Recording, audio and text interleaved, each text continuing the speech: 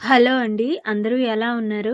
నేనైతే చాలా బావున్నాను. మీరు కూడా అందరూ బావున్నారు కదా! బావున్నారనే అనుకుంటున్నాను. బావుండాలని మనస్ఫూర్తిగా కోరుకుంటాను.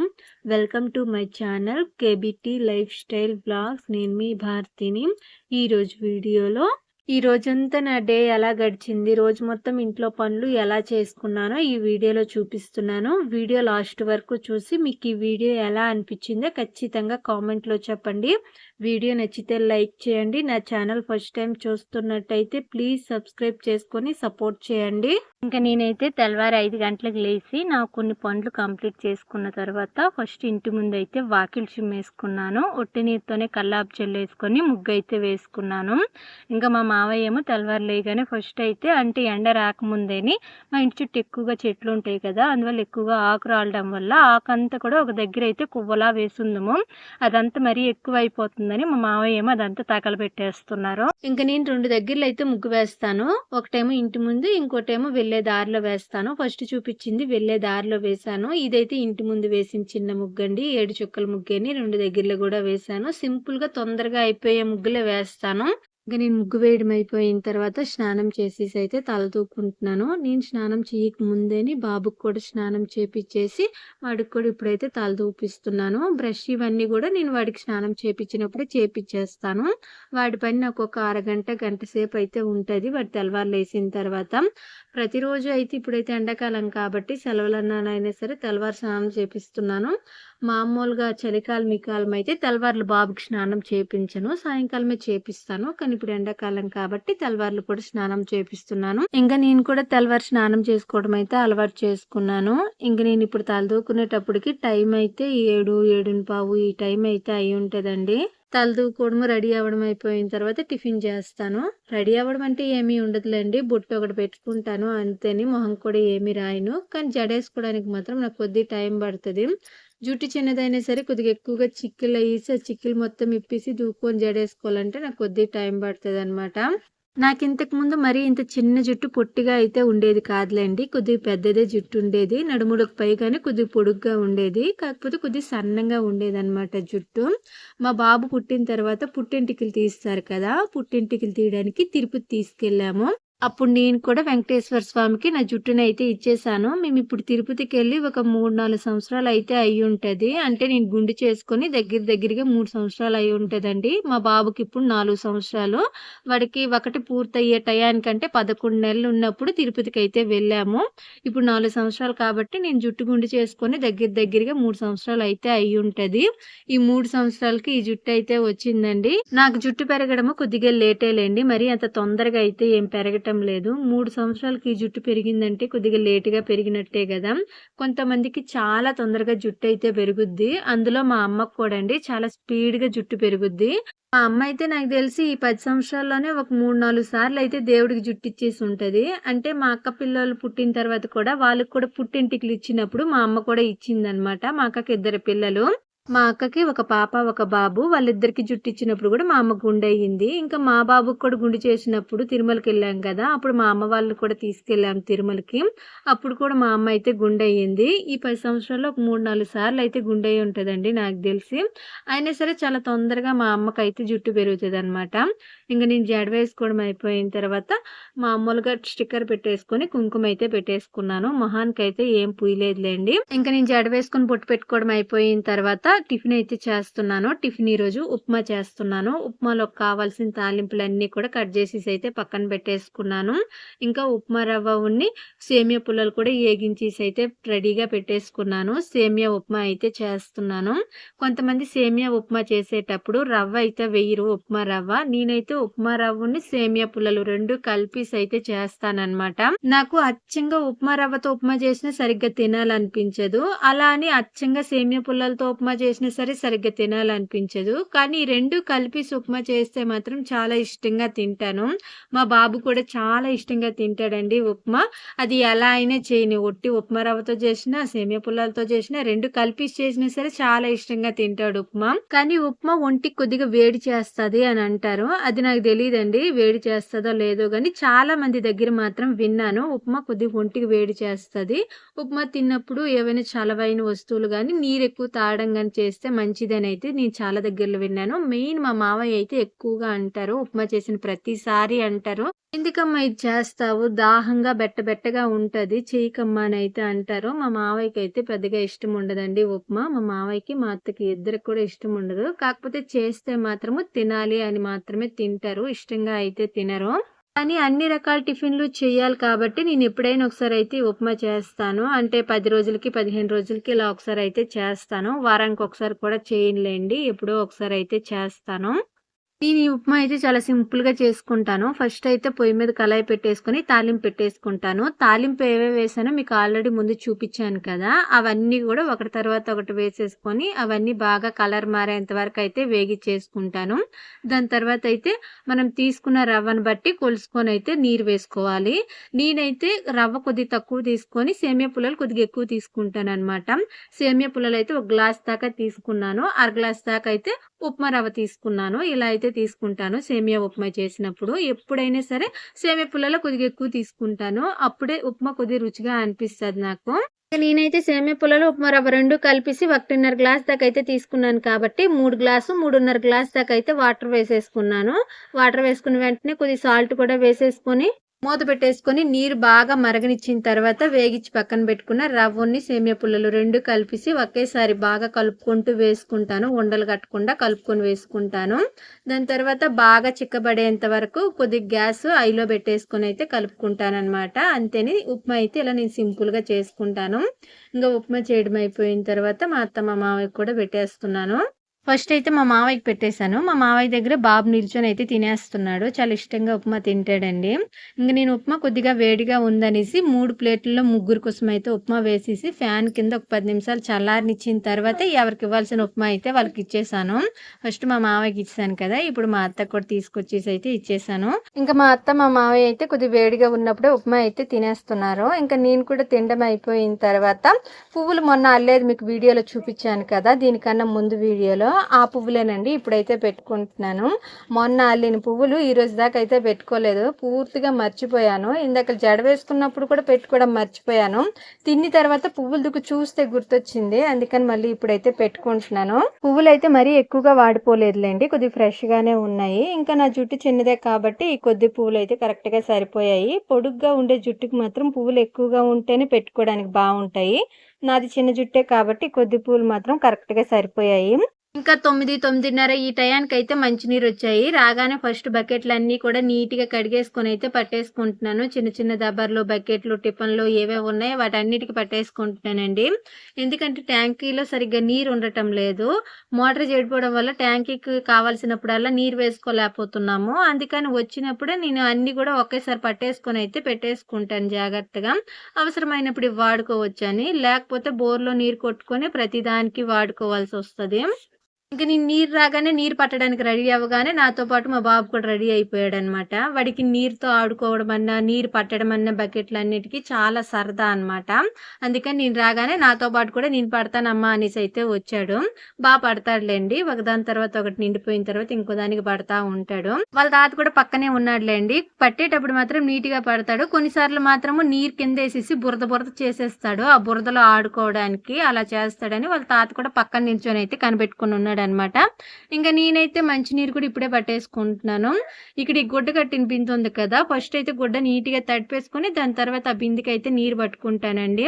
గుడ్డ తడిపితేనే బిందెలో ఉండే నీరు చల్లగా ఉంటాయి. లేకపోతే కొద్దిగా వేడిగానే ఉంటాయి. అంత ఎక్కువ తాగాలనిపించదు. ఇంట్లో ఫ్రిడ్జ్ లేదు కాబట్టి మేము ఇలా బిందెకే గుడ్డ కట్టేసుకొని ఆ గుడ్డ ఎప్పుడు పడితే అప్పుడు తడుపుకొనైతే నీరు చల్లగా ఉండేటట్టయితే చూసుకుంటాము. మట్టి కుండ ఉంటే ఇంకా బావుంటది. నీరు కూడా తాగడానికి కొద్దిగా టేస్టీగా అనిపిస్తాయి. కానీ మట్టి కుండ మా ఇంట్లో ఎక్కువ రోజులు ఉండదులేండి. తెచ్చిన మూడో రోజుకి ఇరిగిపోద్ది ఖచ్చితంగా. మా బాబు చేతిలో అయితే వచ్చిన రోజే ఇరిగిపోద్ది నాకు తెలిసి. అందుకని మట్టి కుండ తేవడానికైతే ధైర్యం చేయటం లేదనమాట. అందుకని ప్రతి ఎండాకాలం కూడా ఇలానే బిందెకైతే గుడ్డ కట్టేసుకొని, గుడ్డ తడుపుకొని అయితే నీరు వాడుకుంటా ఉంటాము చల్లగా ఉండేదానికి. మేము వాడుతున్న కుండలైతే ఒకటి ఇత్తడి బింది, ఒకటి రాగి బింది. రాగి బిందికి కాటన్ గుడ్డలైతే కట్టాము. ఇలా కట్టుకొని నీరు తాగితే చాలా బావుంటది. ఫ్రిడ్జ్ లేకపోతే ఇలా చేసుకోవచ్చు. ఫ్రిడ్జ్ ఉన్న వాళ్ళు ఖచ్చితంగా ఫ్రిడ్జ్‌లో నీరు పెట్టుకునే తాగుతారు. ఫ్రిడ్జ్‌లో వాటర్ తాగడం అంత మంచిది కాదు అని అంటారు. కానీ వేసవి కాలంలో వేడిగా ఉండే నీరు తాగలేం కాబట్టి ఇంకా తప్పదు. ఫ్రిడ్జ్ ఉన్న వాళ్ళు ఖచ్చితంగా ఫ్రిడ్జ్‌లో నీరే తాగుతారు. ఇంకా బాబు అయితే బకెట్లకి, కుండలకి అన్నిటికి కూడా నీరు పట్టేశాడు. కిందేమీ వేయకుండా బానే పట్టాడండి. ఇంకా నీరు పట్టడం అయిపోయిన తర్వాత మా మావయ్య ఏమో ఒక 10, 15 దాకా కొబ్బరికాయలు కొట్టేసి పక్కన పెట్టుందుడు. అవి మా అత్తేమో చిన్న చిన్న ముక్కలుగా అయితే కట్ చేసి పెట్టున్ను. అవి ఈరోజు అయితే నేను ఆడించేసి పాలు తీసేసి అయితే నూనె కోసం తయారు చేస్తున్నానండి. 10 ఈ టయానికైతే చేయడం స్టార్ట్ చేశాను. కొబ్బరి అయితే మొత్తం ఆల్మోస్ట్ ఎండు కొబ్బరే ఉందిలేండి. పచ్చి కొబ్బరి అసలు ఏమీ లేదు. చాలా వరకు ఎండు కొబ్బరే ఉంది. నేను ఈ కొబ్బరి నూనె తయారు చేసేది ఆల్రెడీ 1, 2 వీడియోస్లో అయితే చూపించాను. కానీ మళ్ళీ ఈ వీడియోలో ఎందుకు చూపిస్తున్నానంటే ఈరోజు చేసుకునే పనుల్లోనే ఇది కూడా ఒకటి ఉందన్నమాట. అందుకని ఇది కూడా మీకైతే చూపిస్తున్నాను చేసి. ఫస్ట్ అయితే కట్ చేసి పక్కన పెట్టుకునే కొబ్బరి కొద్దిగా మిక్సీలో వేసుకొని అయితే మొత్తం కొబ్బరి ముక్కలు అయిపోయేంత వరకు అయితే మొత్తం ఒకేసారి ఆడిచ్చేసుకున్నాను అనమాట. కొద్దిగా వేసుకొని చూడండి గిన్నెలో అయితే వేసుకున్నాను. మొత్తం ఆడించడం అయిపోయిన తర్వాత ఇప్పుడైతే వడగట్టుకుంటున్నాను. వడగట్టుకోవడానికి అయితే కొద్దిగా పల్చగా ఉండి చున్నీ అయితే ఒకటి తీసుకున్నానండి. చున్నీ అయినా లేకపోతే ఏదైనా కాటన్ గుడ్డ అయినా తీసుకొని వడగట్టుకుంటే సరిపోతుంది. ఇంకా నేను ఈ చున్నీ పల్చగా ఉండే చున్నీ తీసుకొని కొద్దిగా ఈ ఆడించుకున్న ఈ కొబ్బరిని అయితే వేసుకొని అయితే వడగట్టుకుంటున్నాను. ఫస్ట్ సారి ఆడించినప్పుడు మాత్రం పాలు చాలా చిక్కగా వస్తాయండి. ఈ చిక్కగా ఉండే పాలలో నూనె కొద్దిగా ఎక్కువగా వస్తుంది. నేనైతే ఈ కొబ్బరిని 2 సార్లు అయితే ఆడించుకుంటాను. ఇలా వడగట్టుకున్న తర్వాత పిప్పి వస్తుంది కదా కొబ్బరి పిప్పి, అది కూడా ఇంకోసారి అయితే ఆడించుకుంటాను. 2 సార్లు ఆడించుకుంటే దీంట్లో ఉండే మొత్తం కొబ్బరి పాలు అంతా కూడా ఏమీ లేకుండా మొత్తం బయటకు వచ్చేస్తుంది. ఈ కొబ్బరి పాలు నుండే మనకి నూనె అయితే బయటకు వస్తుందండి. ఫస్ట్ అయితే కొబ్బరి పాలు మనం తయారు చేసుకోవాలి. నేను ఇంతకుముందు కొబ్బరి నూనె తయారు చేసి వీడియో ఒకటి పెట్టాను కదా, దాని కింద కొంతమంది కామెంట్లో అయితే అక్క ఇంత కష్టపడి కొబ్బరి నూనె తయారు చేయకపోతే ఎండి కొబ్బరి నువ్వు అమ్మేయచ్చు కదా, దానికి బదులు డబ్బులైనా తీసుకోవచ్చు, కొబ్బరి నూనె అయినా తీసుకోవచ్చు, అలా అమ్ముకోవచ్చు కదా, కష్టపడి చేయకపోతే ఏమి అని అయితే కొంతమంది కామెంట్లో పెట్టారు. నాకైతే బయట కొనడానికి అంత ఇష్టం ఉండదండి. అక్కడ కూడా ఫ్రెష్ నూనె ఇస్తారు, కాకపోతే ఇలా కాగబట్టి ఇలా అయితే ఇవ్వరండి. ఎండి కొబ్బరి మిషన్లో వేసేసి ఎండి కొబ్బరి నుండి వచ్చిన నూనె అయితే మనకి ఇస్తారు. దాని వాసన కొద్దిగా డిఫరెంట్గా ఉంటుంది, జిడ్డు వాసన వచ్చినట్టుగా ఉంటుంది. అందుకని నాకు బయటికి అమ్మడానికి అయితే ఇష్టం ఉండదు. మనం ఈ కొబ్బరిని కిలోల లెక్క అమ్ముకొని దానికి బదులు నూనెనే తీసుకోవచ్చు, డబ్బులైనా తీసుకోవచ్చు. నాకు డబ్బులకు కూడా అమ్మడానికి ఇష్టం లేక ఇంట్లోనే ఇలా ఆడించేసి కొద్దిగా కష్టమైనా సరే చేసుకుంటున్నాను అనమాట కొబ్బరి. ఇంకా పాలు మొత్తం అయితే సపరేట్ చేసేసానండి. చూడండి ఎంత చిక్కగా ఉన్నాయో పాలు. ఫస్ట్ సారి ఆడిచ్చిన పాలు కాబట్టి బాగా చిక్కగా ఉన్నాయి. రెండోసారి పిప్పు మొత్తం ఆడిస్తే పాలు కొద్దిగా పల్చగా ఉంటాయి అన్నమాట. ఇంకా నేనైతే ఇప్పుడు పాలని ఒక కవర్లో అయితే వేసుకుంటున్నాను, సిల్క్ కవర్లో. కవర్ కన్నం ఉందో లేదో మనం ముందే చెక్ చేసుకొని నీరు వేసుకొని ఎక్కడా కారిపోకుండా కన్నం ఏమీ లేకుండా ఉంటే ఆ కవర్లో వేసేసుకొని ఒక 8 లేదా 9 గంటల సేపు ఈ పాలని కదిపించకుండా పక్కన పెట్టుకోవాలి. అలా పక్కన పెట్టుకుంటేనే ఈ పాల్లో ఉండే నీరు మొత్తం కిందకు వచ్చేసి పాలు మొత్తం పైకి తేలిపోతాయి అన్నమాట. ఆ పాల్లోనే నూనె ఉంటుంది, మనం మరగబెట్టుకొని అయితే నూనె తయారు చేసుకోవడానికి అయితే అవుతుంది. ఈ నీరుతో పాటు పాలు మరగేసామనుకోండి, రోజు మొత్తం చేసినా సరే నూనె అయితే రాదు. అందుకని ఫస్ట్ అయితే ఈ పాల్లో ఉండే నీరు మొత్తం సపరేట్ అయిపోయేటట్టు అయితే ఇలా కవర్లో వేసుకొని కదిపించకుండా ఒక 8, 9 గంటల సేపు అయితే పక్కన పెట్టుకోవాలి. ఇంకా నేనైతే పాలు 2 సార్లు ఆడిచ్చేసుకొని కవర్లో వేసేసి అయితే సపారంలో పెట్టుకున్నానండి. అక్కడైతే ఎవరు కదిపించరనేసి. మామూలుగా రాత్రి ఆడించుకున్నాను అనుకోండి, ఇంట్లోనే పెట్టుకుంటాను, రాత్రి ఎవరు కదిపించరు కదా అని. ఇప్పుడైతే పగలు చేస్తున్నాను కాబట్టి సపారంలో పెట్టేశాను. ఇంకా కొబ్బరి ఆడించడం అయిపోయిన తర్వాత మధ్యాహ్నం కోసం అయితే వంట చేస్తున్నాను. వంట అయితే పప్పుచారు అయితే చేస్తున్నానండి, అదేని పప్పు పులుసు. ఫస్ట్ కందిపప్పు నీట్గా కడిగేసుకొని కుక్కర్లో వేసేసుకొని ఒక 2 లేదా 3 విజిల్లు వచ్చేంత వరకు అయితే ఉడికించుకున్నాను. దాని తర్వాత మూత తీసేసి ఒక ఉల్లిపాయ 2 టమాటాలు అయితే సన్నగా కట్ చేసేసుకొని ఆ పప్పులో వేసుకొని కొద్దిగా పసుపు, రుచికి సరిపడినంత కారము, మేము తినే తగ్గట్టుగా సాల్ట్ వేసేసుకొని అవన్నీ బాగా కలిపేసుకొని ఒక గ్లాస్ దాకా వాటర్ వేసేసుకొని మూత పెట్టేసి 1 లేదా 2 విజిల్లు వచ్చేంత వరకు ఉడికించుకొని దించేసిన తర్వాత చింతపండు పులుసు వేసేసుకొని దాని తర్వాత అయితే తాలింపు పెట్టుకుంటాను అనమాట. నేనైతే ఇలా పప్పుచారు చేస్తాను. ఒక్కొక్కరు ఒక్కొక్క పద్ధతిలో చేస్తారండి ఈ పప్పుచారు. కొంతమంది దీన్నేని పప్పుచారు అంటారు, కొంతమంది అయితే పప్పు పులుసు అంటారు. మా నెల్లూరు సైడ్ అయితే దీన్ని పప్పు పులుసు అంటారు అనమాట. మా అమ్మ వాళ్ళ ఊరు సైడ్ అయితే పప్పు అని అంటారు, పప్పుచారు అని కూడా అనరు, పప్పు అంటారు అంతేని. ఇంకా పప్పు ఉడికిపోయిన తర్వాత తాలింపు అయితే పెట్టుకుంటున్నాను. తాలింపుకి అయితే ఉల్లిపాయ, కరివేపాకు, ఆవాలు, జీలకర్ర, ఎండుమిరపకాయ అయితే వేసుకుంటున్నాను. కారం కొద్దిగా తగ్గిందని ఎండుమిరపకాయలు కొద్దిగా ఎక్కువగా వేసుకున్నానండి. ఎండుమిరపకాయలు వేసుకుంటే కారం సెట్ అయిపోతుందని. మళ్ళీ పప్పు మొత్తం ఉడికిన తర్వాత లాస్ట్లో వేసుకున్నాం అనుకోండి కారము, లైట్గా కారపు వాసన అయితే వస్తూ ఉంటుంది, పచ్చి కారపు వాసన. అందుకని మళ్ళీ కారపొడి వేయకుండా ఎండుమిరపకాయలు ఒక 4 ఎక్స్ట్రా వేసేసి అయితే తాలింపు పెట్టుకున్నాను. ఇంకా కూర అయితే రెడీ అయిపోయింది, పప్పుచారు. ఈరోజు అయితే పచ్చడి అయితే ఇంకా ఏమీ దంచలేదులేండి, సాయంకాలం దంచితే దంచుతాను, లేకపోతే రేపటికేను. ఇంకా ఈరోజు వరకు అయితే పప్పుచారుతో అడ్జస్ట్ అయిపోవాలి. నిన్న దంచిన పచ్చడి కూడా ఈరోజు అయితే ఏమీ లేదు, కేవలం ఈరోజు పప్పుచారు కూర మాత్రమే ఉంది.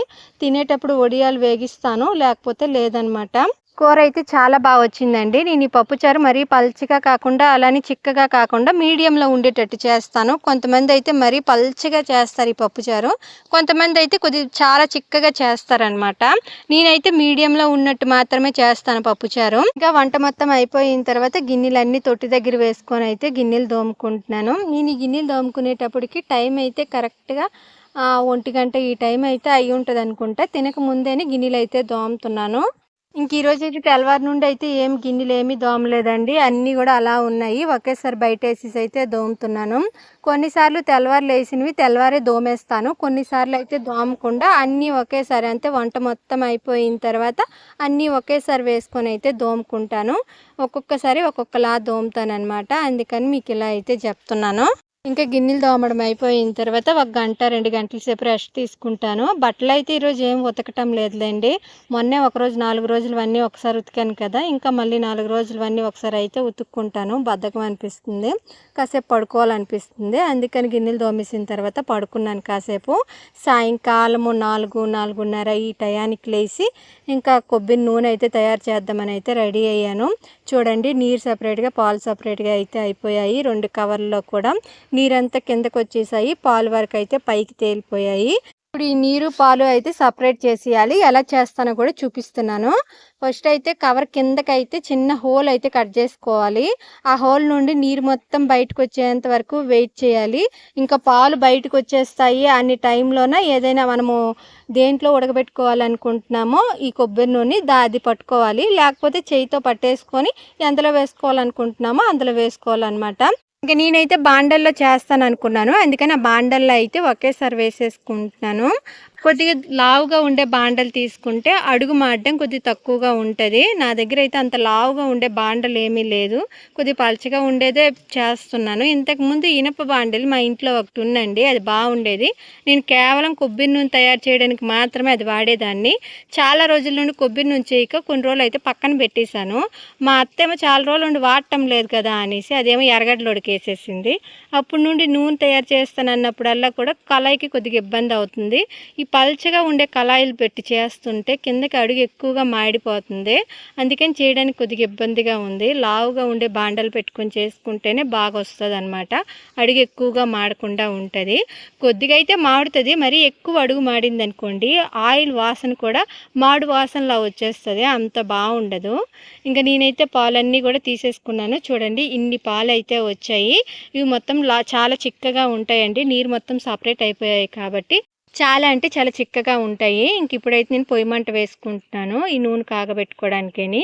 గ్యాస్ మీద చేసామనుకోండి చాలా ఎక్కువ గ్యాస్ అవుతుంది. మ్యాక్సిమం కట్టెల పొయ్యి మీదే చేసుకోవాలి కొబ్బరి నూనె. గ్యాస్ మీద చేస్తే ఆల్మోస్ట్ సగం గ్యాస్ ఖాళీ అయిపోతుంది. అంటే ఈ నూనె కాగడము చాలా టైం పడుతుంది అనమాట, అంత తొందరగా అవ్వదు. ఎక్కువ మంట పెడితే మాడిపోతుంది, తక్కువ మంట పెడితే లేట్ అవుతుంది. మీడియంలో మంట పెట్టుకొని అయితే చేసుకోవాలి కొబ్బరి నూనె. ఈ కొబ్బరి నూనె చాలా సార్లు చేశాను, నేను చేసిన ప్రతిసారి కూడా చాలా పర్ఫెక్ట్గా వచ్చేది. ఆ స్మెల్ కానీ ఆ నూనెలో ఉండే థిక్నెస్ కానీ చాలా బాగుండేది. కానీ ఈసారి మాత్రం అంత బాగా రాలేదండి. ఎందుకో ఎక్కువ అడుగు అయితే మాడిపోయి నూనె కూడా మాడు వాసన వచ్చేసింది. అసలు ఏం బాగా రాలేదు. ఫస్ట్లో మొత్తం కూడా బాగానే వచ్చింది, మొత్తం ఉడికే కొద్దీ ఎక్కువగా అడుగు అయితే మాడిపోవడం స్టార్ట్ చేసింది. మంట కూడా మరీ ఎక్కువేం నేను పెట్టలేదు, మీడియంలో పెట్టుకొని చేశాను. కానీ ఎందుకో చాలా ఎక్కువగా మాడిపోయింది. నేను ఇంతకుముందు కూడా ఈ బాండల్లో వేసుకొని చేశాను, అప్పుడు అంత ఎక్కువ మాడలేదు. కానీ ఈసారి మాత్రం చాలా ఎక్కువగా మాడిపోయిందండి, అందుకని నూనె అయితే అంత బాగా రాలేదు. నేనైతే ఈ వీడియోలో కూడా మీకు నూనె చేసేది చాలా నీట్గా చూపించాలని అయితే అనుకున్నాను. కానీ లాస్ట్‌కి వచ్చే కొద్దీ ఎక్కువగా అడుగు మాడిపోవడం వల్ల నాకు అసలు వీడియో తీయడానికి ఇంట్రెస్ట్ రాలేదు. ఎక్కువగా చిరాకుగా, విసుగుగా అనిపించింది. మాడకుండా ఉండాలని పొయ్యి దగ్గరే కూర్చొని దాని దగ్గర చూసుకుంటా ఉండిపోయేసరికి వీడియో తీయడం కూడా మర్చిపోయాను. చూడండి, ఇక్కడ మీకు చూపిస్తున్నాను చూడండి. అడుగు ఎంత మాడిపోయిందో. పై వరకైతే బానే కనిపిస్తుంది గానీ కింద అడుగు ఎక్కువ మాడుతుందనమాట. సార్ నేను ఎండు కొబ్బరి తయారైతే మాత్రం ఖచ్చితంగా బయట అమ్మేస్తానండి. ఇంత కష్టపడి చేసిన దానికి ఈరోజు చెడిపోవడం వల్ల చాలా డిసప్పాయింట్‌గా, కష్టంగా అనిపించింది. మనసుకు అంత బాగా అనిపించలేదు.